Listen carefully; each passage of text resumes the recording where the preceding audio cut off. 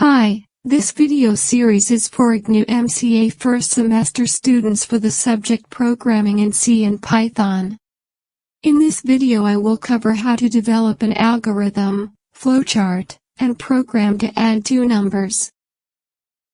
Firstly, we can go through the algorithm to add two numbers. The algorithm is follow as.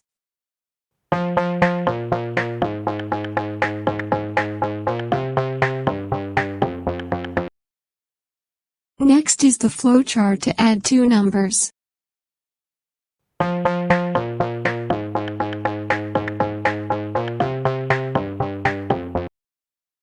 Last is the program to add two numbers.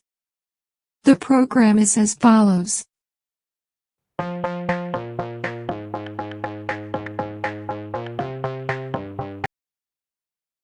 The next section of the video series continued. Thank you.